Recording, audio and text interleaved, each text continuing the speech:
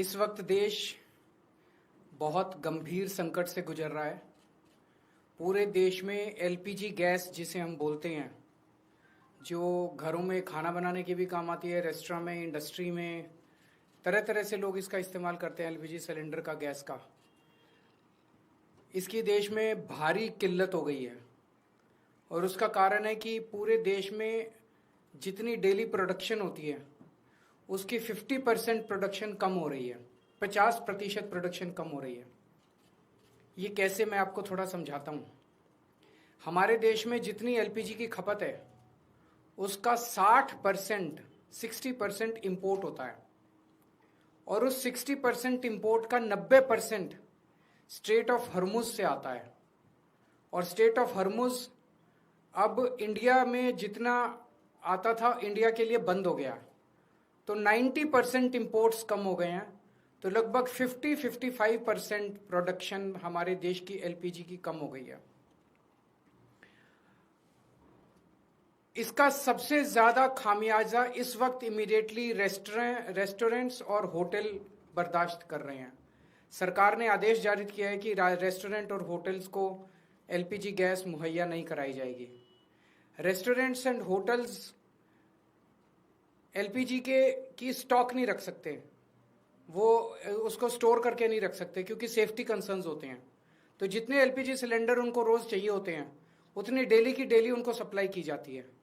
तो अब एकदम से अगर एलपीजी बंद हो गई तो उनके पास तो 2 दिन का भी स्टॉक नहीं है, 1 दिन का भी स्टॉक नहीं है।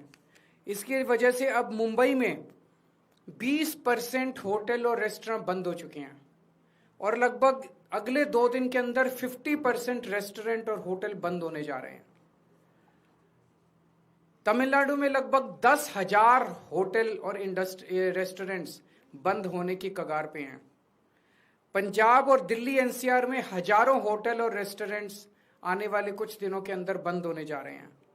और ये पीक वेडिंग सीजन है, शादियों का सीजन है। तो मुझे लगता है अगर ये जारी रहा तो बहुत सारे लोगों को शादियां पोस्टपोन करनी पड़ेंगी।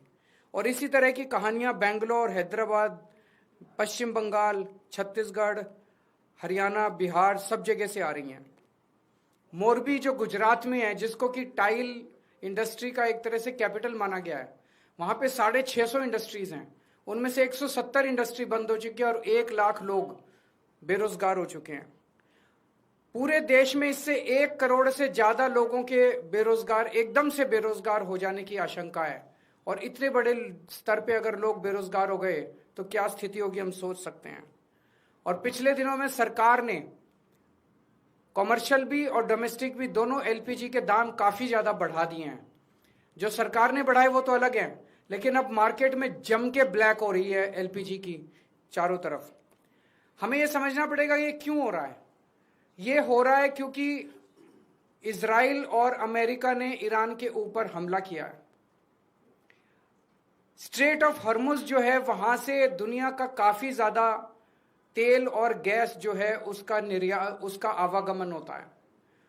ईरान ने स्ट्रेट ऑफ हर्मुज पे कब्जा किया हुआ है और ईरान ने कहा है कि जो उनके फ्रेंडली देश हैं केवल उन्हीं को वहां से अपनी शिप्स ले जाने लाने का अधिकार होगा। तो जैसे रशिया, चाइना, केवल उनके शिप्स को अलाउ किया जा रहा है। इंडिया ने प्रधानमंत्री मोदी जी ने सबसे बड़ी गलती जो की है वो ये है, किसी भी युद्ध के अंदर जब हमारा कोई स्टेक ही नहीं है, हमें किसी भी पक्ष का साथ नहीं देना चाहिए था, हमें न्यूट्रल रहना चाहिए था।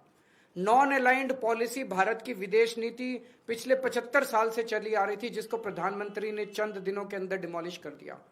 वो जाके सीधे इजराइल और अमेरिका के साथ खड़े हो गए, ईरान के खिलाफ खड़े हो गए। युद्ध शुरू होने के 1 दिन पहले उन्हें इजराइल जाने की क्या जरूरत थी? युद्ध शुरू होने के 1 दिन पहले उन्होंने नेतन्याहू को झप्पी पाने की क्या जरूरत थी? ये करके उन्होंने पूरे देश को संकट के अंदर डाल दिया है। और वो ऐसा क्यों कर रहे हैं ये हमारी समझ के परे है। आज तक भारत ने कभी भी अंतरराष्ट्रीय स्तर के ऊपर ना इस साइड का पक्ष लिया ना उस साइड का पक्ष लिया। इवन कोल्ड वॉर के जमाने में भी जब जो 2 पोल्स होते थे दुनिया के, उस वक्त भी भारत जो है नॉन अलाइंड मूवमेंट का पक्षधर था, तब भी हमने किसी का पक्ष नहीं लिया। अभी प्रधानमंत्री जी ने सीधे सीधे अमेरिका के और इजराइल के पक्ष में अपना वो रखा और हमने ईरान जो हमारा पुराना दोस्त था, जिसके साथ हमारा काफी वो था, उसको हमने अपना दुश्मन बना लिया। 140 करोड़ पिछले कुछ दिनों में, पिछले कुछ महीनों में, पिछले 1 साल से हम देख रहे हैं किस तरह से प्रधानमंत्री मोदी जी सीधे सीधे, ऐसा लगता है मेरे को ये शब्द इस्तेमाल करते हुए बेहद शर्म महसूस हो रही है, प्रधानमंत्री मोदी जी ट्रंप के गुलाम बने हुए हैं। 140 करोड़ लोगों के इस महान देश को प्रधानमंत्री मोदी जी ने अमेरिका की कॉलोनी बना दिया है। अमेरिका, हम देखते हैं जब अंग्रेज आए थे, अंग्रेजों ने भारत पे क्यों कब्जा कर लिया? अंग्रेजों ने भारत पे कब्जा किया था क्योंकि उस वक्त हमारे देश के अंदर शासन करने वाले जितने राजा थे वो कमजोर थे, उनको ब्लैकमेल किया जा सकता था, उनको खरीदा जा सकता था, उन पे अटैक करके अंग्रेजों ने कब्जा कर लिया। आज अमेरिका ने हमारे देश पे कब्जा कर लिया है क्योंकि एक तरह से हमारे देश का प्रधानमंत्री कमजोर है, उसको ब्लैकमेल किया जा रहा है। प्रधानमंत्री को किस वजह से ब्लैकमेल किया जा रहा है? एक एक देशवासी का खून खौल रहा है इस टाइम। जिस तरह से डेली ट्रंप और वहां के छोटे छोटे सेक्रेटरी, छोटे छोटे अदने से कर्मचारी, अफसर अमेरिका के हमारे प्रधानमंत्री का, हमारे देश का मजाक उड़ाते हैं रोज टीवी के ऊपर बैठ के। खून खौल उठता है एक भारतवासी का, खून खौल उठता है एक देशवासी का, जिस तरह से हम इतनी जिल्लत और इतनी इंसल्ट महसूस कर रहे हैं। ऐसा हमने क्या किया है? हमारा यही कसूर है कि हमारा प्रधानमंत्री एक कमजोर आदमी है। जो आदेश देते हैं ट्रंप, सर झुका के, जी हजूर करके हमारे देश के प्रधानमंत्री उसको मान लेते हैं। ट्रंप ने कहा अपनी कॉटन ड्यूटी, जो अमेरिका से कॉटन आएगी उस पर ड्यूटी 0 करो।